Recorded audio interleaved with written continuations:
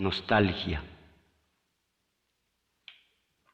Solos, con 4 horas de oxígeno a la espalda, Neil y Buzz vagan por la luna.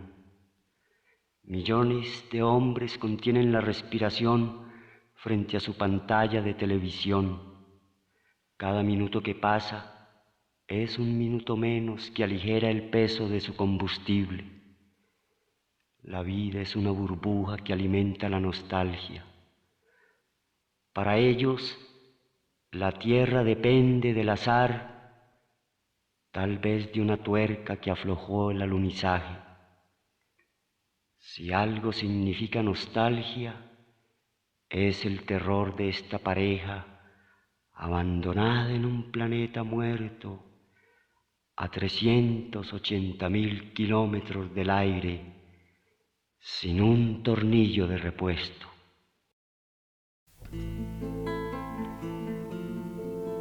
En torno a una piedra, en un gesto ritual, descansando sus manos sobre la superficie pétrea de materia silenciosa, y alrededor de unas cuantas hojas, 5 poetas colombianos declararon, en la década del 60, que sus palabras solo pertenecerían a la nada que los vio nacer. Darío Lemos, Gustavo Cobo Borda, Eduardo Escobar, Juan Manuel Roca y J. Mario Arbeláez encontraron en el nadaísmo, en sus resistencias y en sus disidencias, un refugio poético para transformar en poesía todo lo que el mundo arrojaba contra sus atormentadas almas.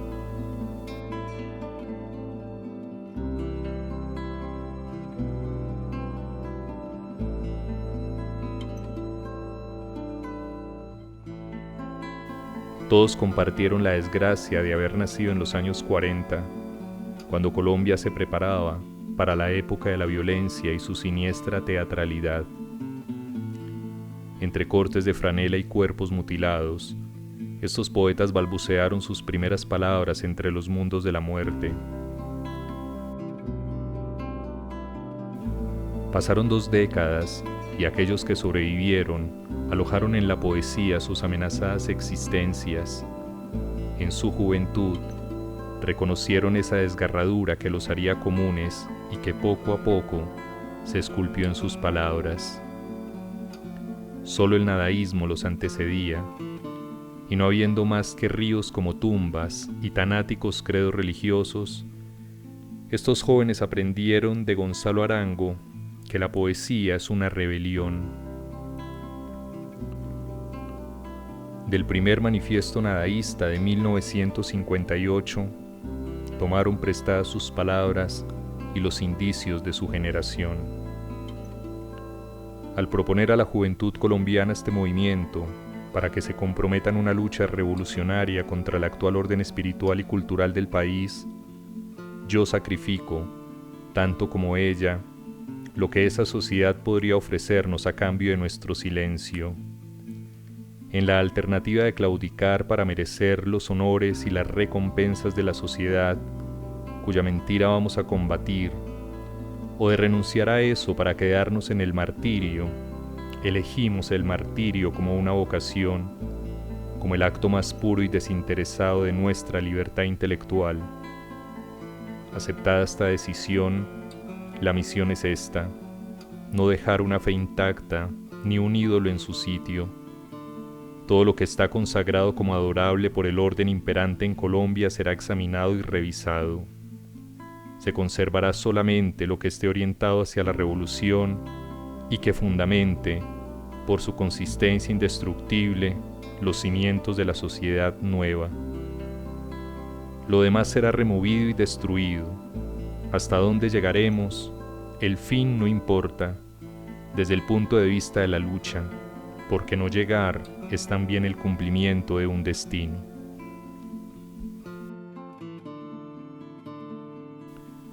El tiempo, sin embargo, no los convertiría a todos en herederos de la nada, pues no todos los que allí sintieron los tremores de la poesía se declararon nadaístas. Sobreviviente de otras guerras, el poeta Juan Manuel Roca rompió su juramento y se nombró de otra forma.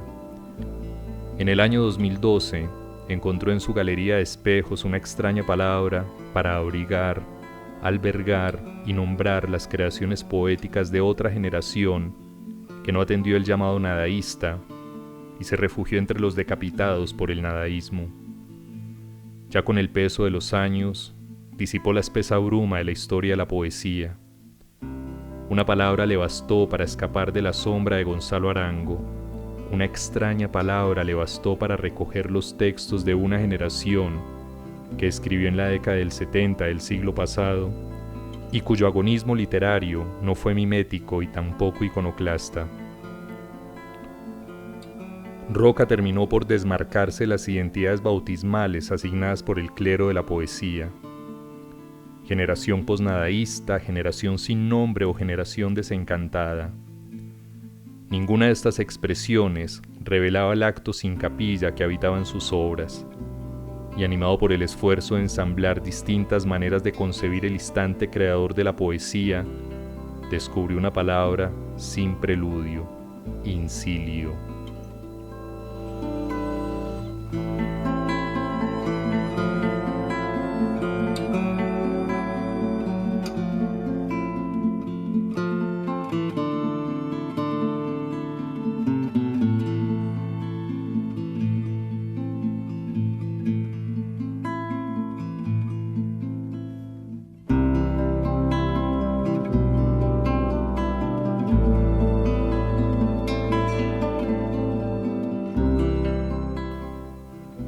Los mapas del incilio, esos trazos difuminados en el limbo de todo desarraigo, los mismos que crearon regiones intermedias entre la tierra natal y la tierra de nadie, hallaron en la poesía una estancia, un lugar de arribo.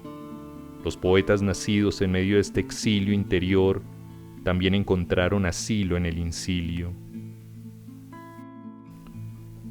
Cuando el exilio no basta para nombrar esta terra ignota de estancias deshabitadas, espacios fantasmales y proscritas geografías, emerge la palabra incilio, con el único fin de bautizar a estos caminantes que emprendieron viajes sin destino y fueron arrojados a la intemperie y la miseria.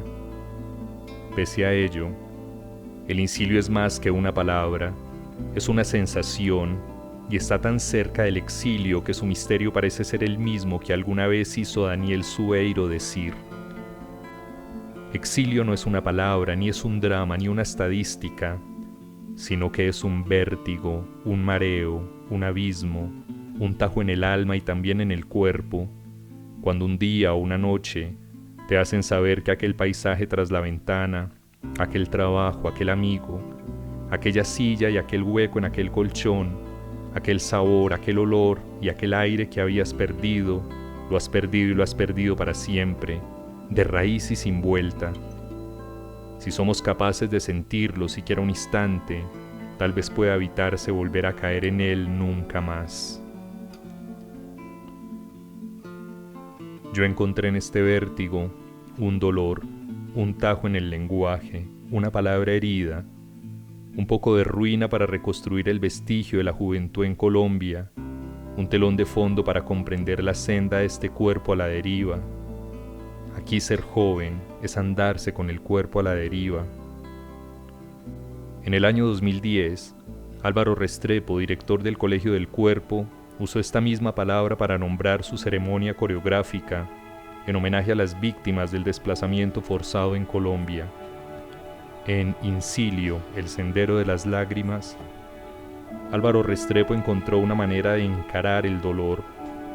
En el último movimiento, los bailarines del Colegio del Cuerpo danzan las notas de la Sinfonía de las Lamentaciones de Henryk Górecki, una obra que transforma el dolor en algo sublime.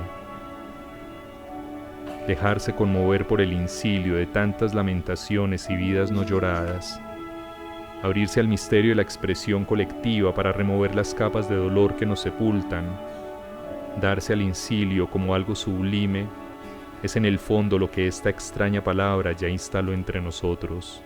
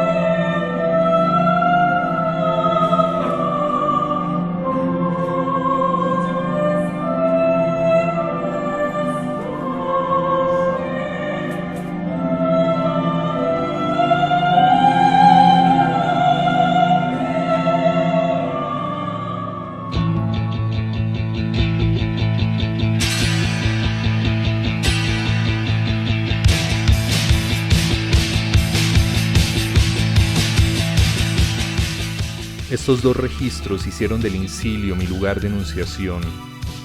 Cuando las palabras se danzan y se poetizan, no corren el riesgo de convertirse en categorías, sino en experiencias. La experiencia de una palabra, encarnada, incorporada, vivida, sentida en la piel, alojada en el cuerpo. Una sensación a la deriva que declara que somos hijos del Incilio.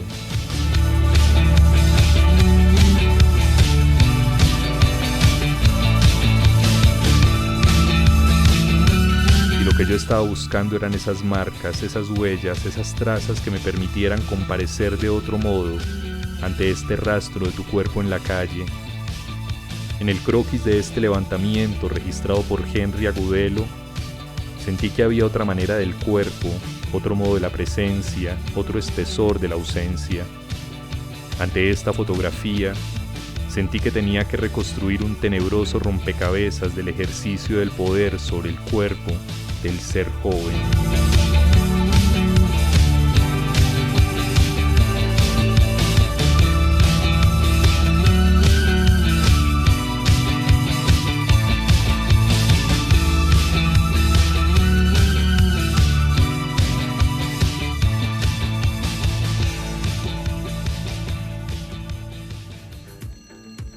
A los mecanismos anátomo-políticos que nos disciplinan y nos hacen útiles económicamente y dóciles políticamente, les acompañaban mecanismos necropolíticos que nos desaparecen y nos reducen a tiza en el asfalto.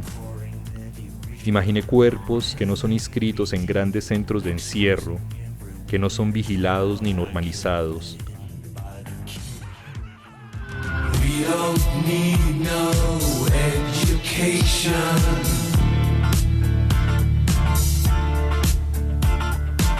We don't need no thought control.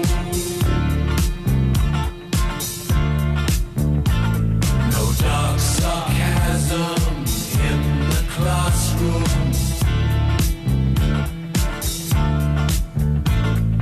Teacher, leave them kids alone.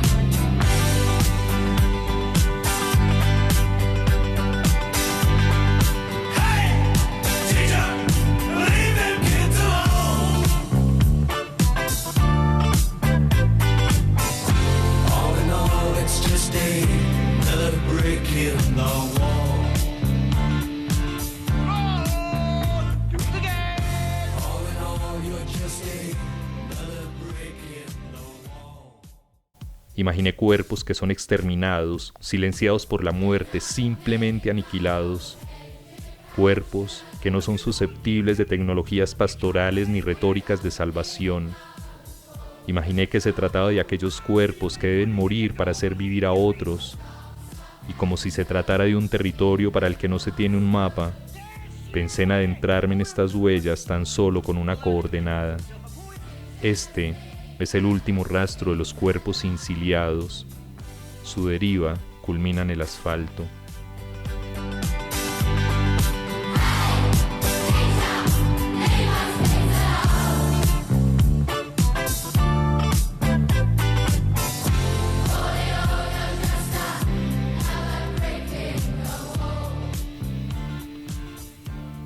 Ya no cuesta tanto imaginar que la palabra exilio no alcance para nombrar las ausencias, los destierros, las existencias en desarraigo. Ya no cuesta imaginar que exilio no sea la última alternativa para escapar de los mundos de la muerte que atraviesan las geografías del dolor en Colombia.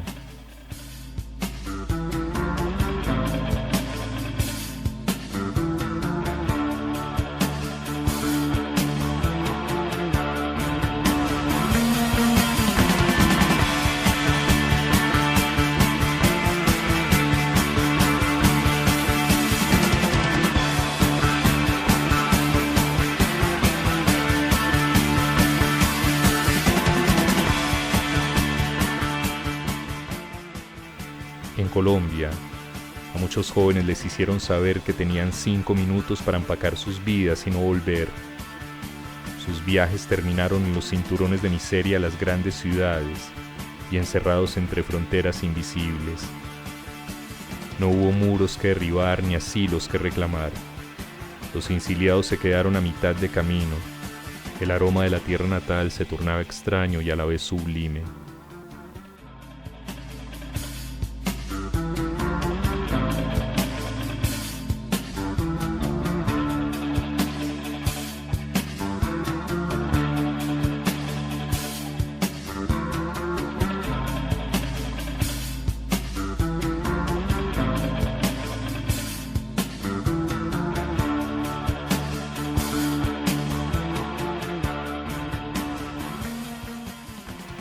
Yo encontré en este incilio, en el pliegue entre esta necesidad poética de Juan Manuel Roca y este deseo coreográfico de Álvaro Restrepo, tres derivas, tres maneras de morir como un joven en Colombia.